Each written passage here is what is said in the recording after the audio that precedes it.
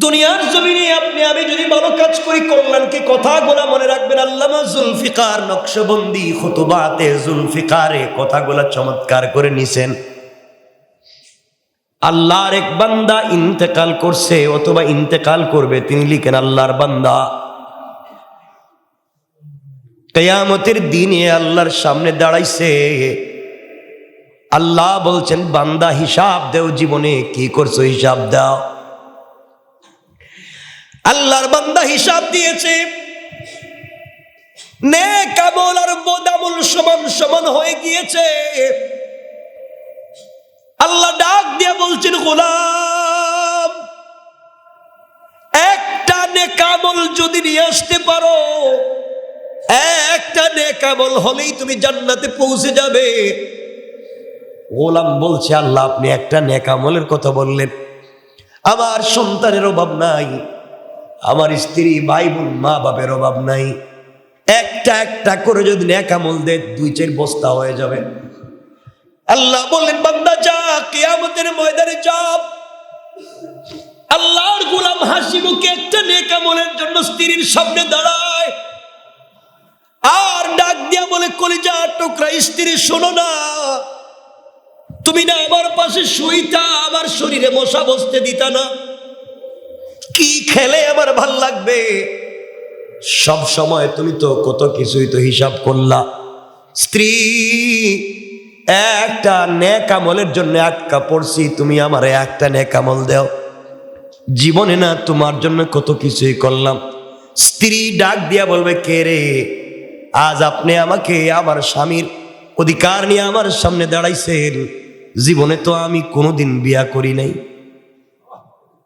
কি বুঝলেন? বিয়া করছেন যারা এখানে কেউ আসেননি যে বিয়া করছেন এমন কেউ আসেননি? জিগেলাম কেউ বিয়া করছেন এমন কেউ আসেননি? মানে সবাই করছেন তো মোটামুটি, যাক করলে হয়েছে। তো আপনাদেরকে বলতেছে আপনাদের স্ত্রীর কথা, কিয়ামতের দিন বউ বলবে আমি কিন্তু তোমার বিয়া করিনি। বিশ্বাস হয়? বিশ্বাস হইতেছে? আরে শুধু বিশ্বাস না, রব বলছেন এই কথা শুধু বলবে না। ফেরারির আসামি বুঝলেন? ফেরারির আসামি, ফেরারির আসামি মানে কি? থানা থেকে না, কোর্ট থেকে যার নামে ওয়ারেন্ট ইস্যু করা হয়েছে, কোর্ট থেকে যার নামে, এর খুঁজে পাওয়া যাইতেছে না, এখন ফেরারি ভাগতেছে। ও যদি জানে পুলিশ এখানে এসেছে, কি মনে করেন লঙ্গি ঠঙ্গি দৌড়বে, ঠিক না? ফেরারির আসামি। আল্লাহ বলছেন কিয়ামতের দিনে ওই ফেরারির আসামির চাইতো বেশি দৌড়াবে একজন আর একজনের চাইছে। ইয়াউমা ইয়াফিরু, ওই দিন ফেরারির মতো দৌড়াবে। বিশ্বাস হয়েছে? কথা বলেন, বিশ্বাস হয়েছে? আপনারা যারা বিয়ে করছে, বোর কি অবস্থা হইতে পারে? স্ত্রীও সেম স্বামীর থেকে দৌড়াবে, স্বামীও স্ত্রীর থেকে দৌড়াবে। আল্লাহর গোলাম একটা নেক আমল পায় নাই, আরেকজন বান্দাকে আল্লাহ ধরছেন, বলছেন বলো না তোমার হিসাব দেও কি করছো। বান্দা হিসাব দিতে দিতে দেখে পুরা আমল নামার ভিতরে কোনো নেক আমল নাই, পুরা বদ আমল আছে মাত্র একটা। কয়টা নেক আমল? কয়টা আছে? আর কিচ্ছু নেই। আল্লাহর বান্দারে আল্লাহ বলতেন যাও খুঁজে দেখো কে আছে। আমার 10-12টা সন্তান, একটা একটা করে দিলেই তো হয়ে যাক। আল্লাহ কই যাও। কিয়ামতের ময়দানে ঘুরতেছে, একটা নেক আমল কেউ দিল না। আল্লাহর বান্দা গাছের গোড়ায় বসে বসে কান্দে আর আল্লাহরে ডাক দিয়া বলছে আল্লাহ, এই পরিবার সন্তানের পিছনে না দৌড়াইয়া যদি তোমার পিছনে দৌড়াতাম, আজকের বিপদের দিনে এমন কষ্টে পড়তাম না। এক জায়গায় পড়ে কান্দে, আল্লাহ আমার যে আর কিছুই নাই, নেক আমল একটা মাত্র, এটা নিয়ে কি করব? আল্লাহর আরেক বান্দা দৌড়ায়, তার নেক আমল লাগবে কয়টা? কথা বলেন, তার আছে কয়টা? দেখা হয়ে গেল, ডাক দিয়ে বলছে ভাই তুমি দৌড়াও কেন? আমি তো দৌড়ে, আমার একটা নেক আমল লাগবে। বউর কাছে গেলাম, বউ বলে বিয়া করে নাই। সন্তানের কাছে গেলাম, সন্তান বলছে চেহারার লোক আমার বাপ না। মা বাপের কাছে গেলাম, মা বাপ বলতেছে সন্তান তো চিনেই না। একটা নেক আমল কেউ দিল না। কার জন্য? এই কার জন্য বেগমগঞ্জে 5 তলা বাড়ি বানাই আসলাম, 2 তলা 3 তলা বাড়ি বানাইলাম। কতগুলা দোকান খুলে এলাম, এখন দেখি কেউ চিনে না কারা ভাড়া খায় আমার, কেউ আমারে চিনে না, এই জন্য বড় কষ্ট। ও বলতেছে বাইরে তোর নেক কেমন লাগবে একটা, আর আমার পুরা আমল নামা বরবাদ, একজনও আমার চিনে না, আমার নেক আমল আছে মাত্র একটা। আল্লাহর বান্দা বলছে বাইরে আমার তো একটা নেক আমল হইলে আল্লাহ বলতে জান্নাত দিবে। ওই আল্লাহর গোলাম বলছে আমার তো একটা আছে, ওইটা দিয়ে না জান্নাতে যেতে পারবো, কারণ বদ আমলের অভাব নাই, ওইটা দিয়ে আমার কোনো উপকার হবে না। বান্দা ওটা তোরে দিয়ে দিলাম, নিয়ে যা। কেউ তো তোরে দিল না, আমি দিলাম, যা নিয়ে যা। আল্লাহর বান্দা দৌড়াইয়া আল্লাহর কাছে এসে বলবে আল্লাহ একটা নেক আমল চাইছিলে, এই যে দিলাম, আমার জান্নাত দাও। আল্লাহ বলবেন বান্দারে কে তোরে আজকে এই নেক আমল দিছে, আমার একটু কত, তোর বউ দিছে না, ছেলে মেয়ে কয় না, মা বাবা কয় না, আত্মীয় স্বজন ভাই বোন আল্লাহ কেউ দেয় নাই, তাহলে দিছে কে? আজকের এই বিপদের দিনে তোরা সাহায্য করলো কে? আল্লাহর গোলাম বলছে আল্লাহ কিয়ামতের মাঠের কর্নারে এক বান্দা একটা নেক আমল নিয়ে কান্দি, তার আর কিছু নাই, কেউ তার সহযোগিতা করলো না। সে বলছে আমি এক নেক আমল নিয়ে কই যাবো, আমাকে তো জান্নাত দিবে না আল্লাহ। দিন শেষে আমার তো নেক আমল মাত্র আছে একটা, এটা থাকলে কি আর না থাকলে কি, এখন তো একমাত্র রবের দয়ার উপরে আমার ভরসা, আর কিছু নাই। কারণ একটা নেক আমল থাকলেও ভরসা আল্লাহর উপরে, না থাকলেও ভরসা আল্লাহর উপরে। এর চাইতে তোরে দিলাম, যা ওইটা নিয়ে তুই জান্নাতে যা। কারণ যাদের জন্য জীবনে এত বালাই করছি কারো বালাই উপকারে আসে নাই, আজ তোর একটা বালাই করে দিলাম রে, আমার উপকারে না আসলেও তোর তো জান্নাত হয়ে যাবে। আল্লাহ ওই গোলাম আমার একটা নেক আমল দিছে, আল্লাহ গরম হয়ে গেছে। আজকের দিনে এত বড় দানশীলকের দাতাকে, আমার চাইতে বড় দাতার নাই, কের দানশীল আজকে একটা নেক আমল দিয়ে ওরে সহযোগিতা করলো, রে আমার কাছে নিয়ে আস। ওরে যখন আনা হচ্ছে ও বলতেছে আল্লাহ আমার কোনো দোষ নাই, আপনি আমার উপরে আর আযাব দিয়েন না, এমনি ছিল একটা, ওটাও নাই, এখন আর বান্দি আমার লাভ কি? আল্লাহ বলবেন গোলাম রে নেক আমল তো একটা আসিল, এটাও দিয়া দিলে, এখন তো কিচ্ছু নাই, এখন কেমনে জান্নাত যাবে বল না, আমাকে একটু বল। আল্লাহর গোলাম চোখের পানি ছেড়ে ডাক দিয়া বলছে আল্লাহ এক নেক আমল, ওটা দিয়ে জান্নাতে যাওয়া যাবে না। দিন শেষে আপনার কাছে আপনার দয়ার ভিখারি যেহেতু আমাকে হওয়াই লাগবে, আমি চিন্তা করছি এক নেক আমল দিয়ে যদি ওই বান্দা জান্নাতে চলে যায়, আমি যদি জাহান্নামেও যাই, আল্লাহ তোমার দয়া তোমার মায়া ছাড়া তো আমার বাঁচবার পথ নাই। আল্লাহ বলেন বান্দারে আজকের সময় এসে তুমি আমাকে চিনতে পেরেছো, তুমি বুঝতে পেরেছো আমি রবের দয়া ছাড়া কোনো পথ নাই। আমি আল্লাহ খুশি হইয়া গেলাম, তোমার আমল নামায় যতগুলা গুনাহ ছিল ওই পরিমাণ সওয়াব লাগাইয়া দিলাম, যাও যাও জান্নাতের ভিতরে চলে যাও।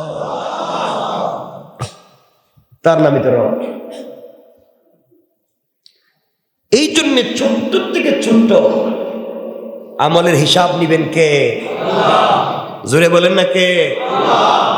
আল্লাহ।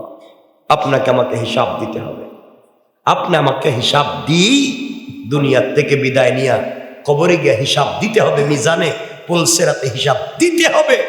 বাঁচবার কোন পথ আর পদ্ধতি আপনার আমার নাই। কথায় কথা চলে এসেছে, মনে করাইয়া দেওয়ার জন্য আপনাদেরকে বলতেছি, দুনিয়ায় সন্তান বানাইয়া যান, দুনিয়ায় নেক সন্তান বানাইয়া যান। এই জন্যে আপনাদের কাছে আমি একটা কথা বলতে চাই, দুনিয়া কি সন্তান বানাইবেন? আবার বলেন না, নেক সন্তান মানে কি? হ্যাঁ, নেক সন্তান মানে যে আল্লাহরে চিনে, কেউরে চিনুক আর না চিনুক, চিনে কারে? ওই সন্তান নেই। দেখবেন নেক, আপনি বলছেন আমার সন্তান নেক সন্তান, দাড়িও আছে, টুপিও আছে, জুব্বা, হুজুর মাঝে মাঝে তসবিহ পড়ে, লম্বা জুব্বা লাগায়, মসজিদে সবার আগের কাতারে বসে থাকে, তো মাঝে মাঝে গেঞ্জা খায়, গাঞ্জা খায় মাঝে, বুঝেননি? মাঝে মাঝে আমার পকেটও চুরি করে। তুই একটা নেক সন্তান, রবের ভয় তার ভিতরে ঢুকে। সে যাই করুক, রবের ভয় ঢুকে গেলে ওই বান্দাকে আল্লাহ তাআলা দুনিয়া সম্মানিত করে দিবেন। পড়েন সুবহানাল্লাহ। আপনাদেরকে বলছি কিনা আমার মনে পড়ে না, আমি কি আপনাদেরকে বলছি কয়েকদিনে হাসান আল বসরি রহমতুল্লাহ আলাইহির কোনো ঘটনা, যে তিনি গুরুস্থানীকে দোয়া করছিলেন? বলছি, 1 মিনিটে বলি, কষ্ট হবে না তো? হাসান আল বসরি রহমতুল্লাহ আলাইহি খুব ছোট মাপের ওলি ছিলেন না বড়? কথা বলেন না কেন? ছোট না বড়? বড় ওলি ছিলেন। একদিনে গুরুস্থানের কাছে গেছে, গিয়া বুঝতে পারলেন, মোরাকাবা করলেন যে এখানে খুব বেশি আযাব হচ্ছে। কি হচ্ছে? আযাব হচ্ছে। তিনি দোয়া দুরূদ পড়লেন, ইস্তেগফার করলেন, এখানে সওয়াব বকশাইয়া দিলেন। মোরাকাবায় গিয়ে তিনি চিন্তা করলেন, দেখি তো কবরের অবস্থা কি। তাকাইয়া দেখেন, খুব মনোযোগ দিয়ে শুনুন, পুরা কবরবাসী লাইন ধরে সওয়াব নিতেছে। কি নিতেছে? এক মুরব্বী ওই কর্নারে বসে গেছে, আয়না। তিনি ডাইকা বললেন, বাবা আপনার কি সওয়াব লাগবে না? এখন না, লাগতো না, আমার আছে। সুবহানাল্লাহ বলেন। হাসান বসরি চিন্তা করলেন, ঘটনা কি রে? এই বিপদের দিনে আমি তার জন্য সওয়াব দিলাম বকশাইয়া, ও বলে তার লাগবে না। বাম দিকে তাকাইছেন, তাকায় দেখেন মুরব্বী এমন আযাব হইতেছে, আগুন দিয়ে জ্বালাচ্ছে, এরা সে চিৎকার করতেছে। জেগেলেন, বাবা আপনার এই অবস্থা কেন? আমার অবস্থার পিছনে কারণ আমার মেয়ে। আমার পৃথিবীতে একটা মাত্র আমার মেয়ে আছে, পৃথিবীতে একটা মাত্র আমার মেয়ে আছে, ওর চরিত্র নষ্ট, দুশ্চরিত্রা। ওই মেয়েটা জেনা করে বেড়ায়, সমাজে খারাপ কাজ করে। আমি ওই মেয়েটাকে ভালো মানুষ বানাতে পারি নাই, এই জন্যে মেয়েটা দুনিয়ায় যত খারাপ কাজ করে তার একটা অংশ কবরে আসে, ওগুলা আমার উপরে বর্তায়, আর এই জন্যে আমার কষ্টটা দিন দিন বেড়ে যায়। লোকটা ডাক দিয়া বলছে, আল্লাহর ওলি, আপনি অমুক গ্রামে আমার ওই মেয়েটাকে পাইবেন, তার হাত পা ধরে বলবেন তার বাবার জন্য সে যেন কোনো ইসালে সওয়াব করে দোয়া, সে যেন সওয়াব গুলা বকশাইয়া দেয়, বড় বিপদে আছি, তার একটু বলে দিবেন, কিন্তু তার চরিত্র খারাপ। আল্লাহর ওলি ডাক দিয়ে বলেন, যে মুরব্বী সওয়াব নিতে আসে না তাকে বলেন আসেন না কেন? আল্লাহর গোলাম ডাক দিয়া বলছি, হাসান আল বসরি অমুক বাজারে অমুক দোকানদার আমার ছেলে, ও সারাদিন দোকানদারি করে, সময় পাইলেই কোরআন তিলাওয়াত করে, আর তিলাওয়াত করে বলে, আল্লাহ যা তিলাওয়াত করলাম সবগুলার সওয়াব আমার বাবার কবরে পৌঁছাইয়া দাও। প্রতিদিন আমার কাছে আমার সন্তানের পৌঁছানো সবগুলা পৌঁছে যায়, আমি সন্তানটা নেক বানাইতে পারছি, এই জন্য এখানে এসেও আমি শান্তিতে আছি। আল্লাহর ওলি কত সংক্ষেপ করবার জন্য বলতেছি। পরের দিন খবর নিয়ে বাজারে গেলেন, বাজারে গিয়া দেখেন সত্যি বাজারে বড় ভিড়, দোকানে বড় ভিড়, কিন্তু আল্লাহর ওই গোলাম ভিড়ের ভিতরে বসে বসে কোরআন তিলাওয়াত করে আর কান্না করে যা। ডাক দিয়া বললেন, বাবা তুমি যে তিলাওয়াত করো এই সওয়াব বাবার কবরে পৌঁছাইয়া দাও, তোমার বাবা বড় ভালো আছেন, আরো বেশি করে পড়ো। আল্লাহর গোলাম ওখান থেকে বের হয়ে চলতে লাগলেন ওই মুরব্বী যার উপরে আযাব হচ্ছে, ওই মুরব্বীর বাড়ির দিকে। গ্রামে গিয়া খবর নিলেন, ওই বাড়ি তার বাড়ির পাশে একটা পুকুর, ওই পুকুরে গিয়ে দেখেন এক যুবতী মেয়ে গোসল করে। জিজ্ঞাসা করলেন, মা অমুক নামে একজন বৃদ্ধ ব্যক্তি কতদিন আগে মারা গিয়েছেন, তুমি কি তারে চিনো নাকি?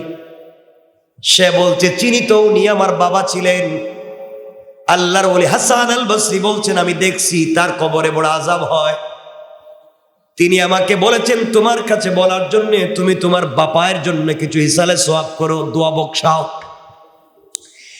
মেয়ে ছিল দুশ্চরিত্রা, চরিত্রহীন, ঠাট্টা মস্করা করে ডাক দিয়ে বলছে, হাসান আল বসরি আর কোনো কথা বলার জায়গা পাও না, যাও যাও আমার এখান থেকে যাও, আমি কিছুই করতে পারবো না। এই বলে এক চুল্লু পানি হাতে নিয়া ওই পানি হাসান আল বসরির মুখের উপরে মারছে। চিন্তা করেন কত খারাপ। হাসান আল বসরির মুখের উপরে পানি মারছে, ওই পানিটা জমিনে পড়ে গিয়েছে। হাসান আল বসরি চলে গেলেন, খুব আফসোস করে কাঁদলেন। কয়েকদিন পরে এই কবরস্থান দিয়ে আবার চলতে লাগলেন। যাওয়ার পরে দেখেন আবার তিনি এখানে মুরাকাবা করলেন। মুরাকাবা করে দেখেন আজকে আশ্চর্য, যেই লোকটা এতদিন পর্যন্ত সওয়াব নিত না, কর্নারে দাঁড়াইয়া থাকতো, বলতো আমার ছেলে বাজারে দোকানদারি করে কোরআন তিলাওয়াত করে সওয়াব পৌঁছায়, ওই মুরব্বিরে দেখা যায় সবার আগে লাইনে দাঁড়ায় আছে। তিনি ডাক দিয়া বলছেন, বাবা আপনারা বলছেন আপনার সওয়াব লাগবে না, আপনার ছেলে তিলাওয়াত করে পৌঁছায়, আমিও দেখে আসলাম, আজ কেন আপনি লাইনে দাঁড়ায় আছেন? মুরব্বি বলতেছে, বাবারে আমার ছেলেটা গত 2 দিন আগে মারা গিয়েছে, ওই সন্তান মারা যাওয়ার পরে কেউ আমার কবরে আর সওয়াব পৌঁছায় না, এই জন্য আমিও আজকে লাইনে দাঁড়াইয়া গেলাম। ও ভাই, আপনি আপনার মেয়েকে, আপনি আপনার ছেলেকে আলিম বানান, হাফেজ বানান, কোরআন তিলাওয়াতকারী বানান, কবরে গেলেও শান্তি পাইবেন। আর যদি নিজের সন্তানকে বানাতে না পারেন, আলিমদের সাথে সম্পর্ক রাখেন, ওই মাদ্রাসাওয়ালাদের প্রয়োজনটা মিটাইয়া দেন। আপনি যদি একটা বাচ্চাকে আলিম বানান, একটা বাচ্চাকে হাফেজ বানান, ওই বাচ্চা তার জীবনে যত মানুষকে আলিম হাফেজ বানাবে, আপনার কবরে অটোমেটিক কিছু সওয়াব পৌঁছে যাবে। পারবো না ইনশাল্লাহ? বলেন ইনশাল্লাহ। আল্লাহর ওলি আবার তাকালেন বাম দিকে, তাকাইয়া দেখেন যেই লোকটা এতদিন, যেই মুরব্বী লোকটা আযাবে গ্রেফতার হয়ে আগুনে জ্বলতেছিল, আজকে দেখা যায় লাল গালিচায় দৌড়ায় আর জান্নাতের নিয়ামতের মধ্যে দৌড়াইতেছে। জিজ্ঞেস করলেন, বাবা আপনার মেয়ে তো দুশ্চরিত্রা মেয়ে, চরিত্রহীন, আপনি জান্নাতে গেলেন কেমনে, কেমনে নিয়ামত পাইলেন, এত এত কিছু পাইলেন কেমনে? মেয়েটার কাছে আমি গেছিলাম, বলছিলাম তুই তোর বাবার জন্য কিছু কর, ওই কথা বলার পরে আমার উল্টা পানি মারছে। মুরব্বী চোখের পানি ছেড়ে ডাক দিয়ে বলছে, হাসান আল বসরি শোনো, তুমি কি বলতেছো? আমি তো জানি আমার মেয়ে আমার জন্য কি কল্যাণ করছে, আল্লাহ তাআলা এর উসিলায় আমার মাফ দিছে। হাসান বসরি বলেন, তোমার মেয়ে তো তোমার জন্য কোনো কাজ করে নাই, ভালো কাজ করে নাই। মুরাকাবায় গিয়ে দেখে ওই মেয়েটা হাসান আল বসরির উপরে যখন পানি নিক্ষেপ করেছে, ওই পানিটুকুন হাসান বসরির উপরে না পড়ে জমিনে পড়ে গিয়েছে। জমিনের মধ্যখান ছিল ফাটা, ছিদ্র করা। অনেকদিন বৃষ্টি না হওয়ার কারণে জমিন ফেটে গিয়েছে। ওই জমিনের ফেটে যাওয়া অংশের ভিতরে একটা ব্যাঙ হা করে আসমানের দিকে তাকাই আছে, আর আল্লাহর ডাক দিয়ে বলছে, আল্লাহ তুমি কি বৃষ্টি দিবা না? আমি কি বৃষ্টির পানি না পান করে মরে যাব? হাসান আল বসরি দেখেন ওই মেয়েটা যখন পানি নিক্ষেপ করেছে, ওই পানিটুকুন ওই ব্যাঙের মুখে পড়ে গিয়েছে। ব্যাঙ তার জিহ্বা ভিজাইয়া পানি পান করে আল্লাহর ডাক দিয়া বলছে, আল্লাহ যার উসিলায় আমি পানি পান করলাম, তার যদি কোনো মানুষ কবরে থাকে, তুমি তার কবরের আযাবকে মাফ করে দাও। আল্লাহ তাআলা ওই মেয়েটার ওই এক ফোঁটা পানি অনিচ্ছাবশত মারছে, একটা পশু তা পান করে দোয়া করছে, আল্লাহ তার উসিলায় আল্লাহর বান্দাকে মাফ করে দিয়েছে। সুবহানাল্লাহ পড়ে। কিন্তু আমরা তো নিজেরাই বলি না, আমাকে দিয়ে কিছু হবে না, এই যে আমাকে দিয়ে কিছু হবে না, এই আমি ঝামেলা, আমাকে দিয়ে কিছু হবে না। মানে রাখবেন চলার পথে আপনি একটা ভালো কাজ করবেন, আপনার বন্ধুর সঙ্গে পরামর্শ করছেন, আমি একটা এই কাজটা আমি করতেছি, ও তুমি তোমার দিয়ে তোমার বাপরে দেওয়া হয় নাই আর তোমার দিব, তুমি এই কাজ করতে পারবে না। আপনি আরেকজনের সঙ্গে পরামর্শ করলেন, সে বলতেছে তুমি, তোমার তো জিন্দগি শেষ হয়ে যাবে। আপনি যার সঙ্গে পরামর্শ করতে যাবেন সে আপনাকে পিছনে থাকবে। কিন্তু যখনই আপনি সাকসেস হয়ে যাবেন, কমপ্লিট লাইফে পূর্ণাঙ্গ সাকসেস, ওরাই বলবে কইছিলাম না ওই ছেলের বিয়ে হবেই, ও তো পাশে, অথচ হে করি নেই কিছু। কথা বলেন না কেন? হ্যাঁ বলছে বিয়ে হবে না, তো হে কইছে। আমরা তো এই লাইনের লোক। এই জন্য আমি আবারও বলছি যুবকদেরকে, যারা স্কুল পড়ছো, কলেজ ইউনিভার্সিটিতে পড়ছো, পড়বার কোনো বিকল্প নেই, পড়তেই থাকো। কারণ মনে রাখবা, শিক্ষা, আমার কথাকে লিখে রাখবা স্মরণাগ করে, শিক্ষা একজন মানুষকে তার কল্পনার চাইতেও বহুদূর নিয়ে যেতে পারে। আরেকটা কথা বলে দিচ্ছি, তুমি যদি দিনের বেলা বাদশাহী করতে চাও, দিনের বেলা যদি বাদশাহী করতেই চাও, রাতের বেলা রবের কদমে গোলামিতে সেজদায় পড়ে যাও। রাতের বেলা রবের কদমে গোলামি করো, দিনের বেলা রব তোমাকে বাদশাহীর আসলে বসাইয়া দিবে। চলার পথে শুধু মনে করো হাসবি আল্লাহ, আল্লাহ আমার জন্য যথেষ্ট। রব বলেছেন গোটা দুনিয়ার পূর্ব থেকে পশ্চিম, উত্তর থেকে দক্ষিণ, গোটা দুনিয়াও যদি তোমার বিরুদ্ধে চলে যায়, তুমি বলো আমার জন্য রব যথেষ্ট। আমি বললাম গোলাম, পুরো দুনিয়া বিরুদ্ধে চলে গেল, আমি তোমার জন্য যথেষ্ট। আর একটু জোরে পড়েন না সুবহানাল্লাহ। এই রব এখন আছেন? আসতে কইলেন যে বয়স একটু হয়েছে আগের মতোই বলেন না, রব আগের মতোই আছে। ভালোবাসাটা আগের চাইতে বাড়ছে, কারণ আপনাকে আমাকে রব এই শেষ নবীর উম্মত বানাতে, আপনার আমাকে প্রত্যেকজন ব্যক্তিকে রব 3 বার করে ডাকছে। সুবহানাল্লাহ, এটা তাফসীরের কথা। আপনাকে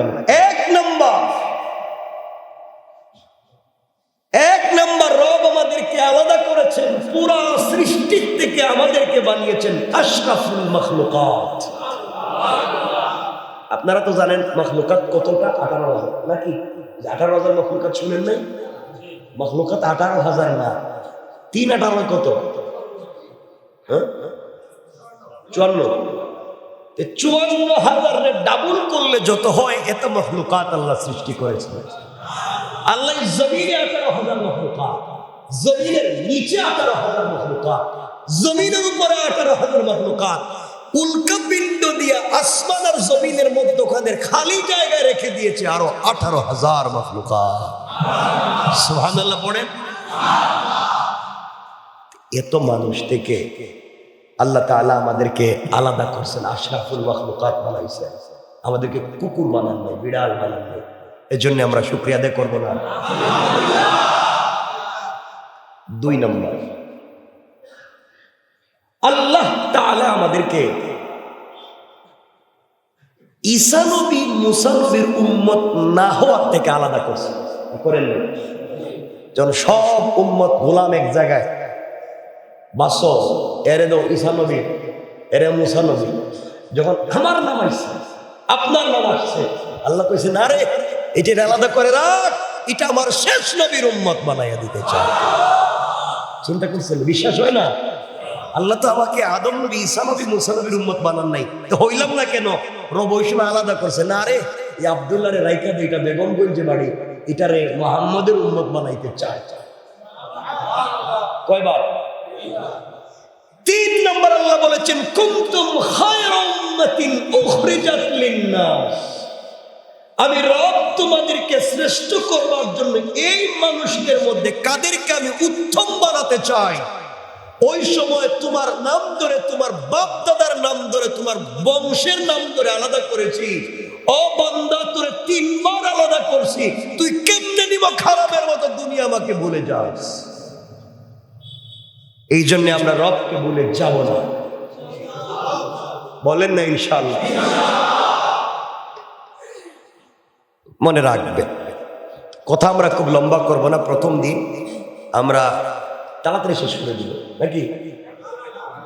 না, এসব পর্যন্ত হইলে তো সমানই হইল। তাড়াতাড়ি হইলো কেমনে? জায়গায় তো থাকলো। তা আপনারা এইভাবে দাওয়াত দিয়ে পুরো ঢাকা শহরে দাওয়াত দিয়ে আবার জমা করতে পারবেন না এখানে? কারা কারা পারবেন? মাশাআল্লাহ, সবাই তো পারতেছে।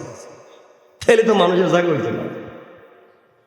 যাক, আজকে আমরা এক জায়গা থেকে শুরু করতেছি। আল্লাহ যদি বাঁচায়, আমাকে তৌফিক দেয়, আমার তাকদীরে রাখে, আপনাদের সাথে আবার দেখা হওয়ার সুযোগ করে দেয়, আল্লাহ যদি চান। সবকিছুর পরে চাইতে হবে কে? আমরা ধারাবাহিক তাফসীর করব। কি আমরা কি চাই যে পুরো 30 পারা কোরআনের তাফসীর শুনি? আবার আফসোস, আমরা এক জায়গায় শুরু করেছিলাম 8 বছরে 3 পারা সূরা নিসা। 8 বছরে আমরা আসছি সূরা নিসা। তাহলে আল্লাহ চাইলে তো আমরা 1 বছরেও আমরা পুরো কোরআনের তাফসীর খতম করতে পারি। ওই যে মাঝে মাঝে বইলা আমরা চেষ্টা করব খুব সংক্ষেপ করে আমরা যেন একসাথে মিলেমিশে করতে পারি। আল্লাহ যেন কবুল করেন। আমিন। আজকে আমরা আলোচনা করব সূরা বাকারার 3 নম্বর পারায়। আল্লাহ বলছেন, ইন্নাল্লাযীনা আমানু, নিশ্চয় যারা ঈমান এনেছে, মুমিন, ওয়া আমিলুস সালিহাত, এবং নেক কাজ করেছে। ঈমান এবং নেক কাজ আলাদা। অনেক ঈমানদার নেক কাজ করে না। কথা বলে না।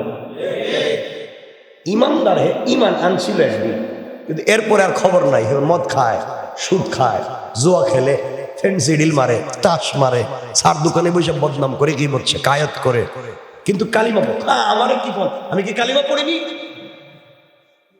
তো আল্লাহ বলছেন, ইন্নাল্লাযীনা আমানু ওয়া আমিলুস সালিহাত, যারা ঈমান এনেছে নিশ্চয়, এবং যারা নেক কাজ করেছে। কি কাজ? নেক কাজ। আল্লাহ বলছেন এরপরে, ওয়া আকামুস সালাহ, এবং সালাত, আকামুস সালাহ, সালাতকে সে বাস্তবায়ন করেছে। সালাত পড়েছে বলছে না, সালাতকে বাস্তবায়ন করেছে। মানে রাখবেন, সালাত পড়েছে, এখানে ইকামত আসার কথা নয়। ইকামত শব্দের অর্থ পড়ানো। এই জায়গায় আমরা ভুল করি।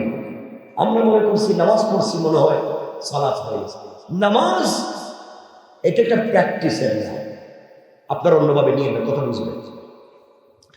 রব এখানে প্র্যাকটিস করাচ্ছে। মসজিদে আসা, আমি বলছি দাঁড়াও, দাঁড়াও, হাত বাঁধো, হাত বাঁধো, মাথা নিচু করো, নিচু করো, সাজদায় যাও, যাও, বসো, বসো।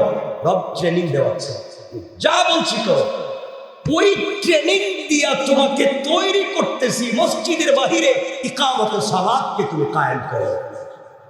মসজিদের বাহিরে যাও, নামাজে যে রবের প্র্যাকটিস করছো, মসজিদের বাহিরেও সেই রবের প্র্যাকটিস করো, এবং পাবলিকের কাছেও প্র্যাকটিসকে প্রতিষ্ঠা করো। কথা কি বুঝতে পারলেন? এই জন্য আমাকে আপনাকে সালাত মসজিদেও পড়তে হবে ওই রবের হুকুম মেনে, মসজিদের বাহিরেও ইবাদত করতে হবে ওই রবের হুকুম মেনে। মসজিদে আসলেন মানলাম, মসজিদের বাহিরে আর আল্লাহরে মানলাম না, হইল? বলেন না, হয় না। সংক্ষেপ করে যাই আজকে। এরপরে বলছেন, ওয়াতাউজ যাকাত, আল্লাহ বলছেন তোমরা যাকাতকে কি করো? আদায় করো। যাকাতটা দেও। যাকাত কারে দিবেন? বলেন না,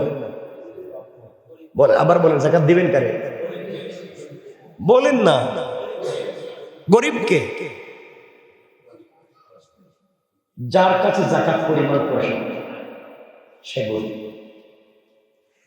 যার কাছে যাকাত পরিমাণ সম্পদ নাই সে গরিব। এখন দেখা যায় মসজিদের ইমাম সামনে যাকাত দিচ্ছে, মসজিদের ইমামের বাড়ি 5 টাকা, ছেলে দুটো ফ্রান্স থাকে, ইমামতি করে, হুজুর আপনার যাকাত দিলাম। হুজুর উল্টা যাকাত দেওয়ার কথা, এখন পাবলিক হুজুররা যাকাত দেয়। হুজুর যাকাত দিচ্ছেন, হুজুর হারাম কাজ করছেন, যে যাকাত দিছে হেও হারাম কাজ করছে। উনারা যাকাত আদায় হয় নাই, যে দিছে তার হয়। এর অর্থ এটা না শুধু হুজুর, সকল জায়গায় যার কাছে নেশাব পরিমাণ মাল নাই সে ফকির, গরিব।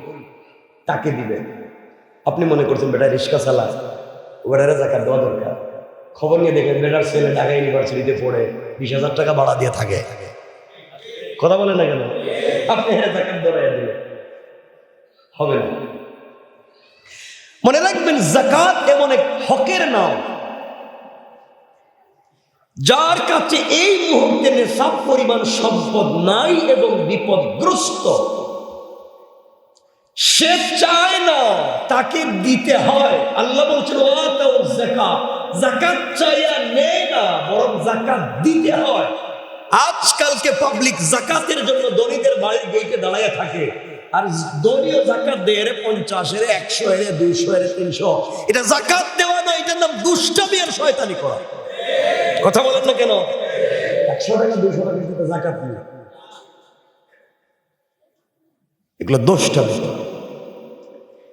জাকাত এভাবে দিতে হবে এমন লোক থাকে, তার ওই সমস্যার যেন সমাধান হয়, সে যেন বিপদ মুক্ত হয়, সে যে কাজে আসছে তার কাজটা যেন হয়। আপনার জাকাত দিলেন 100, জাকাত দিলেন 200। এখন তো শুনছি জাকাতের কাপড় পাওয়া যায়, লেখা রাখছে দোকানে, আমার দোকানে জাকাতের কাপড় পাওয়া যায়, এর দোকানে ঠাডা পড়ো। বলেন ঠাডা পড়ো, জাকাতের কাপড় পাওয়া যায় মানে কি? ইসলামের কোন জায়গায় লেখা আছে জাকাতের কাপড় ওইটা দিবে? তার দোকানে দামি দামি কাপড়, জাকাতের কাপড় যেখানে লেখা এটার অবস্থার ভালো না, এই কাপড়ের অবস্থার ভালো। আমি কি ভুল বলতেছি মনে হয়? এগুলা কেন বলে? আমার কথা আপনার খারাপ লাগতেছে? আমি তো শুরু করতেছি, শুনেন না, যাই সামনে দিয়ে। সুতরাং জাকাত দেওয়া এটা ফরজ। জাকাত যে প্রাপ্য তার ঘরে পৌঁছে দেওয়া ফরজ। তার ঘরে নামাজ ফরজ, নামাজ আবার বলেন নামাজ, সবাই বলেন নামাজ ফরজ। আল্লাহ এসে দিবেন, আপনি দিবেন? কথা বলেন না। আল্লাহ এসে বলবেন নামাজ দেওয়া, নামাজ দেওয়া, ভাই নামাজ দেওয়া না, আপনার উপরে দায়িত্ব, তাকে দিতে হবে টাইম মতো। বলেন না? এমনকি আপনার ইচ্ছাবশত 2 ওয়াক্ত নামাজকে যদি আপনি একত্রিত করেন, আপনি জাহান্নামী। তাইলে নামাজ রব এসে নিবেন না, আমাকে দিতে হবে। কেন? এটা ফরজ, তার হক তারা দিতে হবে। নামাজ কার হক? বলেন কার? তিনি এসে নিবেন না, আমি দিব। দিব, কাকুতি মিনতি করবো, আল্লাহ ঠিক মতো পড়তেছি কিনা, ভুল হইছে, আল্লাহ ঠিক মতো সেজদা দিতে পারি নাই, সূরা কেরাত ঠিক নাই, রব মাফ করে দিও। কাকুতি মিনতি করতে হবে, এটা তার হক। যাকাত বান্দার হক, সে এসে নিবে কেন? তুমি তার বাড়িতে দিবা আর মাফ চেয়ে বলবো ঠিক মতো দিতে পারি নাই, হক যেভাবে দেওয়ার কথা ছিল দিতে পারি নাই, মাফ চাই। ঠিক কিনা বলেন? যাকাত দিবে না, মাফ চাই। আর এরা মনে করে জাকাত তা আমার তো পয়সা, আমি মাফ চাই মুখে। জাকাত এটা আপনার নয়।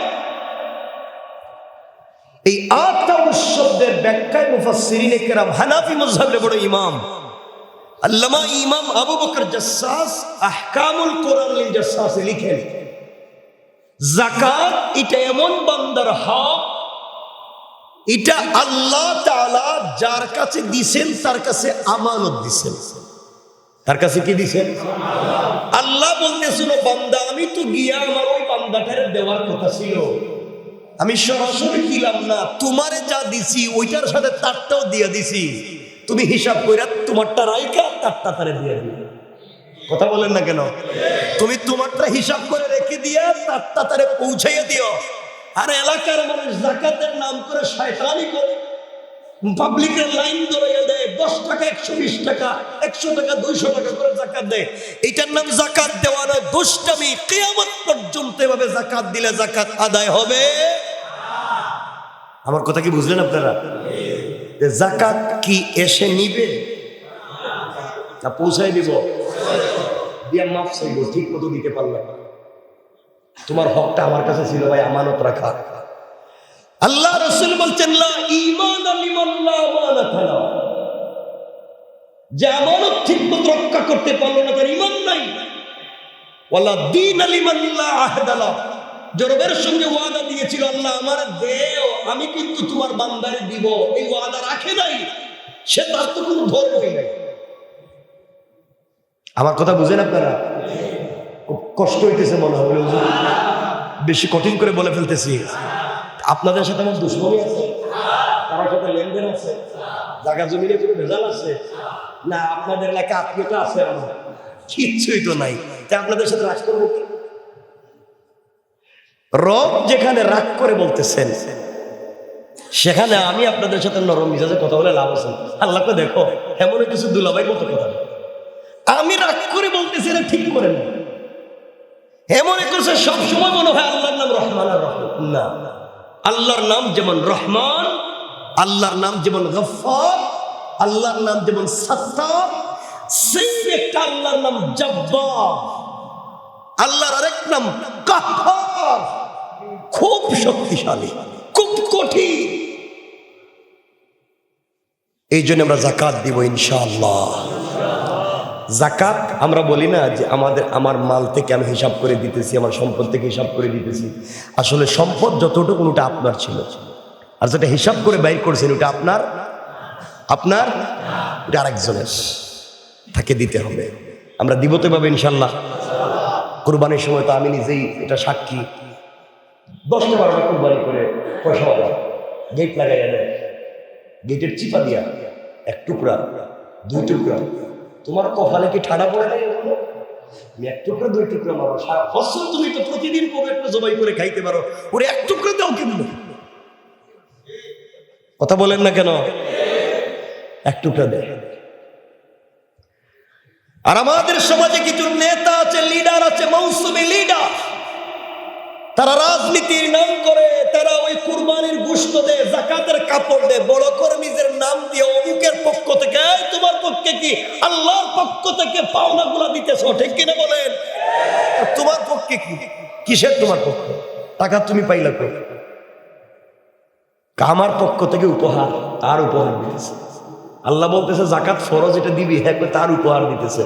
কি জবাব দিবেন বাবা কিয়ামতের দিন? আল্লাহ বলে যাকাত ফরজ করছি আমি, দিব হ্যাঁ, পাবলিকের ভয়, এত উপহার দিতেছে। আমার কথা কি বুঝলেন? আচ্ছা, আমরা সংক্ষেপ লম্বা করব না।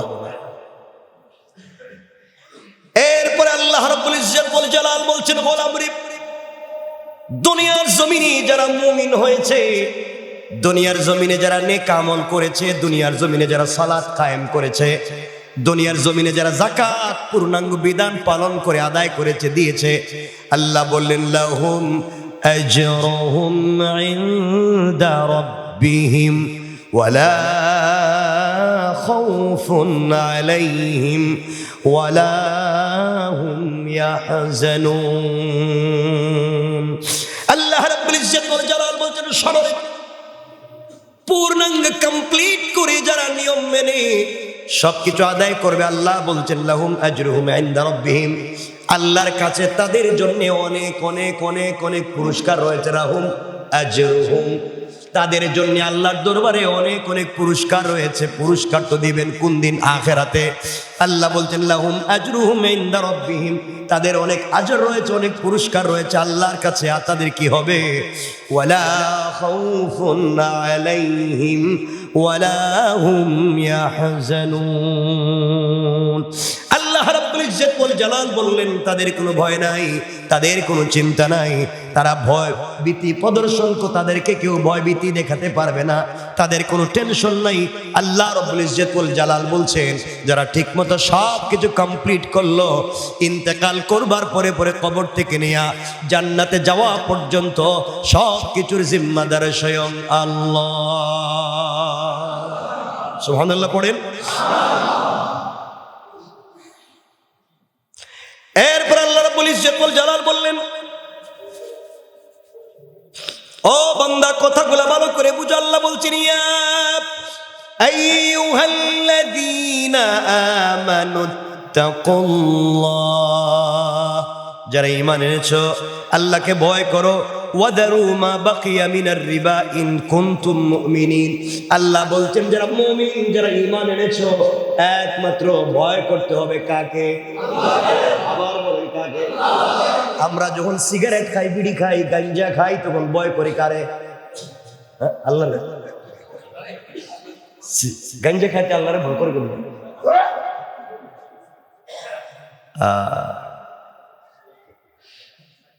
কথাগুলো বুঝতেছেন আমার?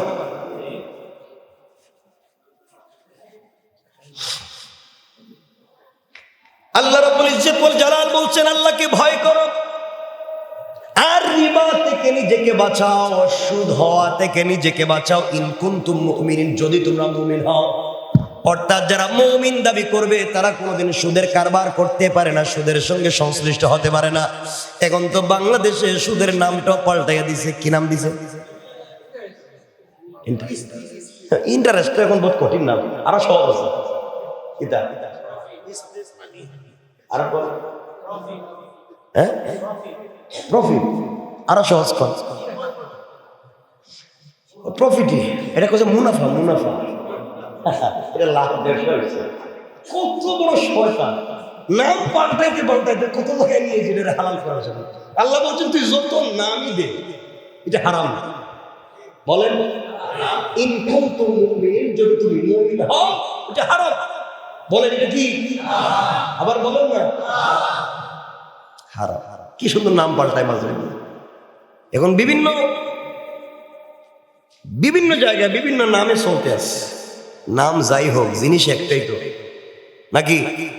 এখন এক বেচারা দামি একটা পারফিউমের বোতল, দামি, খুব দামি, এক বোতল পারফিউম 1 লাখ টাকা। কি লাখ? ভিতরে পারফিউম বাইর করে ঢুকে দিছে পচরা। কি ঢুকেছে? উপরে লেবেল লাগাই দিছে এটা দামি পারফিউম। লেবেল ঠিক, ভিতর ঠিক আছে? ভিতর ঠিক আছে? নাম দিছে মুনাফা, নাম দিছে ইন্টারেস্ট, নাম দিছে কি? প্রফিট। ভিতরের জিনিসটা কি? প্রফিট হয়েছে ব্যবসা। কার সাথে ব্যবসা করছে? প্রফিট যে দিল, ব্যবসা করছে কার সাথে? আমার কথা বুঝতেছেন আপনারা? এই জন্য আল্লাহ রাব্বুল ইজ্জত ওয়াল জালাল বলছেন বান্দার পরেও যদি ভাল লাগে না আমার কথা শোনো, ওয়াত্তাকু ইয়াওমান তুরজাউনা ফীহি ইলাল্লাহ। ও বান্দা ভয় করো, ওই দিনকে ভয় করো।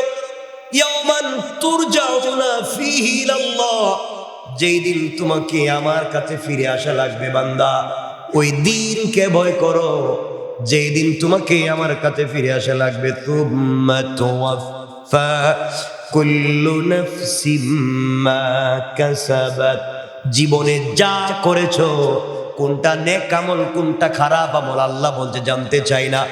ও বান্দা জীবনে যা করেছো, সুম্মা তুওয়াফা কুল্লু নাফসিম মা কাসাবাত, নিজে সব কিছুর হিসাব তোমাকে দিতে হবে বান্দা। ওয়াহুম লা ইউজলামুন, বান্দারে তোমার প্রতি চুল পরিমাণ, সরিষার দানা পরিমাণ আমি রব জুলুম করব না। তোমাকে যদি জান্নাতে দেই ওটাও তোমার নেক আমল, তোমাকে যদি জাহান্নামে দেই ওটাও তোমার বদ আমল। কোরআনে কারীমের 30 নম্বর আল্লাহ বলতেন ফামাইয়ামাল মিসকালা যাররাতিন খায়রান ইয়ারা। ও বান্দা ফামাইয়ামাল মিসকালা যাররাতিন খায়রান ইয়ারা, নেক আমল যদি সরিষার দানা পরিমাণ হয় তারও হিসাব আমি তোমার কাছ থেকে নেব। ওয়া মাইয়ামাল মিসকালা যাররাতিন শাররান ইয়ারা, বান্দারে সরিষার দানা পরিমাণ খারাপ কাজ যদি হয় তোমার হিসাব আমাকে দিতে হবে। হিসাব নিবেন কে? এই জন্য দুনিয়ায় ভালো কাজ করবেন, মনোযোগ দিয়ে শুনবেন কি বলতে চাই। দুনিয়ার জমিনে আপনি আমি যদি ভালো কাজ করি, কল্যাণকে কথাগুলা মনে রাখবেন। আল্লামা জুলফিকার নকশবন্দি খুতুবাতে জুলফিকারে কথাগুলা চমৎকার করে নিছেন। আল্লাহর এক বান্দা ইন্তেকাল করছে অথবা ইন্তেকাল করবে, তিনি লিখেন আল্লাহর বান্দা কিয়ামতের দিনে আল্লাহর সামনে দাঁড়াইছে। আল্লাহ বলছেন বান্দা হিসাব দাও, জীবনে কি করছো হিসাব দাও। আল্লাহর বান্দা হিসাব দিয়েছে, নেক আমল আর বদ আমল সমান সমান হয়ে গিয়েছে। আল্লাহ ডাক দিয়ে বলছেন, গোলাম, একটা নেক আমল যদি নিয়ে আসতে পারো, একটা নেক আমল হলেই তুমি জান্নাতে পৌঁছে যাবে। গোলাম বলছে, আল্লাহ আপনি একটা নেক আমলের কথা বললেন, আমার সন্তানের অভাব নাই, আমার স্ত্রী ভাই বোন মা বাপের অভাব নাই, একটা একটা করে যদি নেক আমল দে 2-4 বস্তা হয়ে যাবে। আল্লাহ বললেন, বান্দা যা, কিয়ামতের ময়দানে যা। আল্লাহর গোলাম হাসি মুখে একটা নেক আমলের জন্য স্ত্রীর সামনে দাঁড়ায় আর ডাক দিয়া বলে, কলিজা টুকরা স্ত্রী, শোনো না, তুমি না আমার পাশে শুইতা, আমার শরীরে মশা বসতে দিতা না? কি খেলে আমার ভাল লাগবে? সব সময় তুমি তো কত কিছুই তো হিসাব করলা। স্ত্রী, একটা নেক আমলের জন্য আটকা পড়ছি, তুমি আমারে একটা নেক আমল দাও। জীবনে না তোমার জন্য কত কিছুই করলাম। স্ত্রী ডাক দিয়া বলবে, কে রে, আজ আপনি আমাকে আমার স্বামীর অধিকার নিয়ে আমার সামনে দাঁড়াইছেন, জীবনে তো আমি কোনোদিন বিয়া করি নাই। কি বুঝলেন? বিয়া করছেন যারা, এখানে কেউ আসেননি যে বিয়া করছেন এমন কেউ আসেননি? জিগেলাম কেউ বিয়া করছেন এমন কেউ আসেননি? মানে সবাই করছেন তো মোটামুটি, যাক করলে হয়েছে। তো আপনাদেরকে বলতেছে আপনাদের স্ত্রীর কথা, কিয়ামতের দিন বউ বলবে, আমি কিন্তু তোমার বিয়া করিনি। বিশ্বাস হয়? বিশ্বাস হইতেছে? আরে শুধু বিশ্বাস না, রব বলছেন এই কথা শুধু বলবে না। ফেরারির আসামি বুঝলেন? ফেরারির আসামি, ফেরারির আসামি মানে কি? থানা থেকে না, কোর্ট থেকে যার নামে ওয়ারেন্ট ইস্যু করা হয়েছে, কোর্ট থেকে যার নামে, এর খুঁজে পাওয়া যাইতেছে না, এখন ফেরারি ভাগতেছে। ও যদি জানে পুলিশ এখানে এসে, কি মনে করেন লঙ্গি ঠঙ্গি দৌড়বে? ঠিক না? ফেরারির আসামি। আল্লাহ বলছেন কিয়ামতের দিনে ওই ফেরারির আসামির চাইতো বেশি দৌড়াবে একজন আর একজনের চাইতে। ইয়াউমা ইয়াফিরু, ওই দিন ফেরারির মতো দৌড়াবে। বিশ্বাস হয়েছে? কথা বলেন, বিশ্বাস হয়েছে? আপনারা যারা বিয়ে করছে, বউর কি অবস্থা হইতে পারে? স্ত্রীও সেম, স্বামীর থেকে দৌড়াবে, স্বামীও স্ত্রীর থেকে দৌড়াবে। আল্লাহর গোলাম একটা নেক আমল পায় নাই, আরেকজন বান্দাকে আল্লাহ ধরছেন, বলছেন বলো না তোমার হিসাব দেও, কি করছো? বান্দা হিসাব দিতে দিতে দেখে পুরা আমল নামার ভিতরে কোনো নেক আমল নাই, পুরা বদ আমল আছে মাত্র একটা। কয়টা নেক আমল? কয়টা আছে? আর কিচ্ছু নেই। আল্লাহর বান্দারে আল্লাহ বলতেন, যাও খুঁজে দেখো কে আছে। আমার 10-12টা সন্তান, একটা একটা করে দিলেই তো হয়ে যাক। আল্লাহ কই যাও। কিয়ামতের ময়দানে ঘুরতেছে, একটা নেক আমল কেউ দিল না। আল্লাহর বান্দা গাছের গোড়ায় বসে বসে কান্দে আর আল্লাহরে ডাক দিয়া বলছে, আল্লাহ, এই পরিবার সন্তানের পিছনে না দৌড়াইয়া যদি তোমার পিছনে দৌড়াতাম, আজকের বিপদের দিনে এমন কষ্টে পড়তাম না। এক জায়গায় পড়ে কান্দে, আল্লাহ আমার যে আর কিছুই নাই, নেক আমল একটা মাত্র, এটা নিয়ে কি করব? আল্লাহর আরেক বান্দা দৌড়ায়, তার নেক আমল লাগবে কয়টা? কথা বলেন, তার আছে কয়টা? দেখা হয়ে গেল, ডাক দিয়ে বলছে, ভাই তুমি দৌড়াও কেন? আমি তো দৌড়ে, আমার একটা নেক আমল লাগবে। বউর কাছে গেলাম, বউ বলে বিয়া করে নাই। সন্তানের কাছে গেলাম, সন্তান বলছে চেহারার লোক আমার বাপ না। মা বাপের কাছে গেলাম, মা বাপ বলতেছে সন্তান তো চিনেই না। একটা নেক আমল কেউ দিল না। কার জন্য? এই কার জন্য বেগমগঞ্জে 5 তলা বাড়ি বানাই আসলাম, 2 তলা 3 তলা বাড়ি বানাইলাম, কতগুলা দোকান খুলে আইলাম, এখন দেখি কেউ চিনে না। কারা ভাড়া খায় আমার? কেউ আমারে চিনে না, এই জন্য বড় কষ্ট।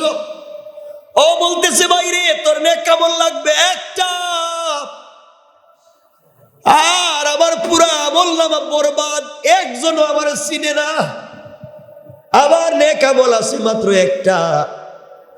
আল্লাহর বান্দা বলছে, বাইরে আমার তো একটা নেক আমল হইলে আল্লাহ বলছে জান্নাত দিবে। ওই আল্লাহর গোলাম বলছে, আমার তো একটা আছে, ওইটা দিয়ে না জান্নাতে যেতে পারবো, কারণ বদ আমলের অভাব নাই। ওইটা দিয়ে আমার কোনো উপকার হবে না বান্দা, ওটা তোরে দিয়ে দিলাম, নিয়ে যা। কেউ তো তোরে দিল না, আমি দিলাম, যা নিয়ে যা। আল্লাহর বান্দা দৌড়াইয়া আল্লাহর কাছে এসে বলবে, আল্লাহ একটা নেক আমল চাইছিলে, এই যে দিলাম, আমার জান্নাত দাও। আল্লাহ বলবেন, বান্দারে কে তোরে আজকে এই নেক আমল দিছে আমার একটু কত? তোর বউ দিছে না, ছেলে মেয়ে কয় না, মা বাবা কয় না, আত্মীয় স্বজন ভাই বোন আল্লাহ কেউ দেয় নাই, তাহলে দিছে কে? আজকের এই বিপদের দিনে তোরা সাহায্য করলো কে? আল্লাহর গোলাম বলছে, আল্লাহ কিয়ামতের মাঠের কর্নারে এক বান্দা একটা নেক আমল নিয়ে কান্দি, তার আর কিছু নাই, কেউ তার সহযোগিতা করলো না। সে বলছে, আমি এক নেক আমল নিয়ে কই যাবো, আমাকে তো জান্নাত দিবে না আল্লাহ। দিন শেষে আমার তো নেক আমল মাত্র আছে একটা, এটা থাকলে কি আর না থাকলে কি? এখন তো একমাত্র রবের দয়ার উপরে আমার ভরসা, আর কিছু নাই। কারণ একটা নেক আমল থাকলেও ভরসা আল্লাহর উপরে, না থাকলেও ভরসা আল্লাহর উপরে। এর চাইতে তোরে দিলাম, যা, ওইটা নিয়ে তুই জান্নাতে যা। কারণ যাদের জন্য জীবনে এত বালাই করছি, কারো বালাই উপকারে আসে নাই, আজ তোর একটা বালাই করে দিলাম রে, আমার উপকারে না আসলেও তোর তো জান্নাত হয়ে যাবে। আল্লাহ ওই গোলাম আমার একটা নেক আমল দিছে, আল্লাহ গরম হয়ে গেছে। আজকের দিনে এত বড় দানশীলকের দাতাকে, আমার চাইতে বড় দাতার নাই, কের দানশীল আজকে একটা নেক আমল দিয়ে ওরে সহযোগিতা করলো, রে আমার কাছে নিয়ে আস।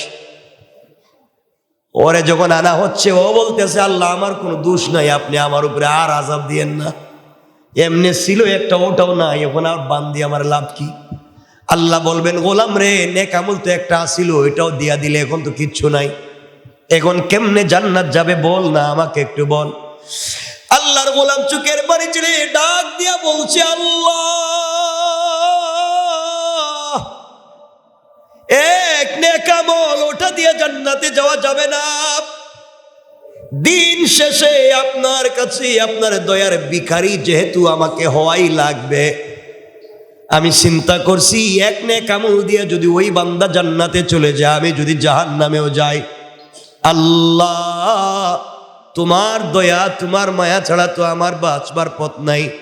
আল্লাহ বলেন, বান্দারে আজকের সময় এসে তুমি আমাকে চিনতে পেরেছো, তুমি বুঝতে পেরেছো আমি রবের দয়া ছাড়া কোনো পথ নাই।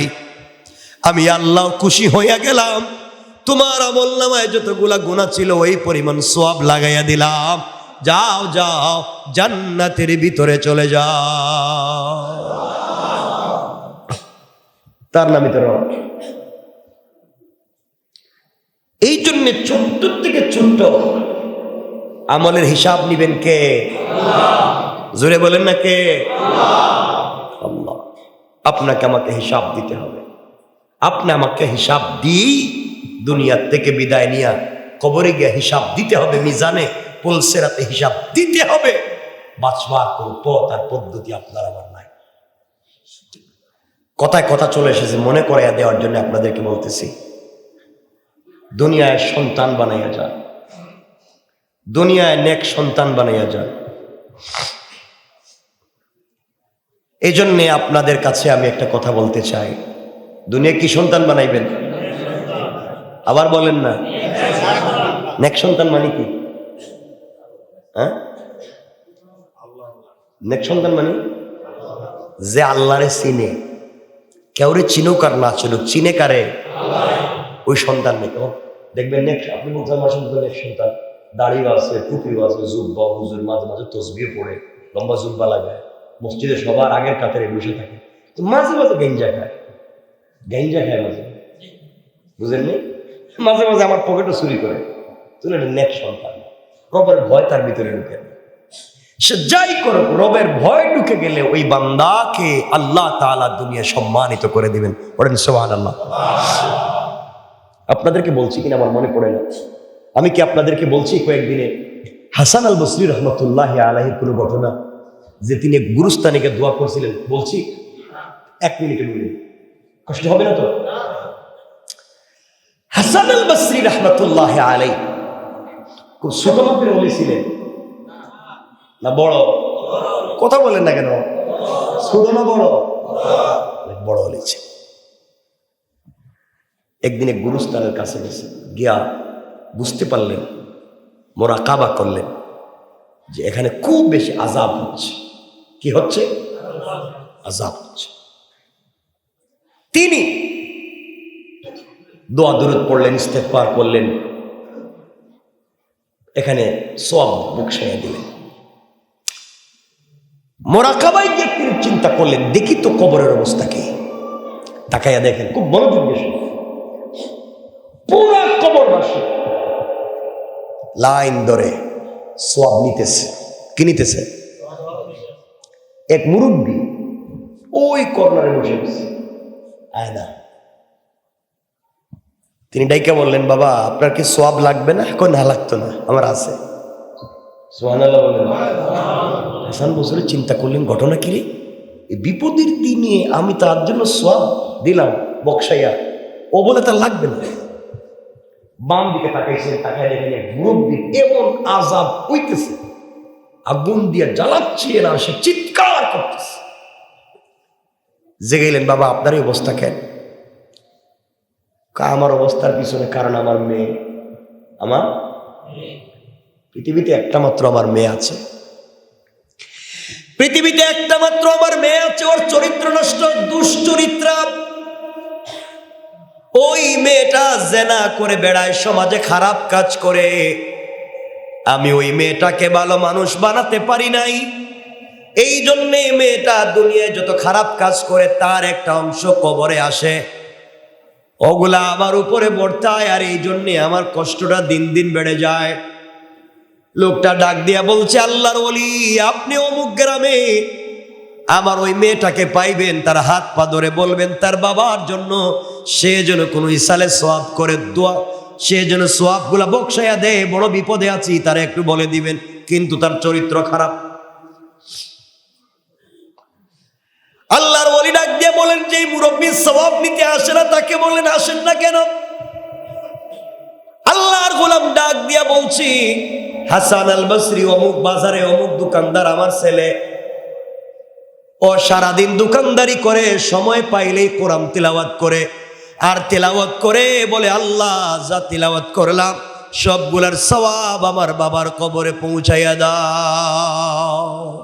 প্রতিদিন আমার কাছে আমার সন্তানের পৌঁছানো সবগুলা পৌঁছে যায়, আমি সন্তানটা নেক বানাইতে পারছি, এই জন্য এখানে এসেও আমি শান্তিতে আছি। আল্লাহর ওলি কত সংক্ষেপ করবার জন্য বলতেছি, পরের দিন খবর নিয়ে বাজারে গেলেন।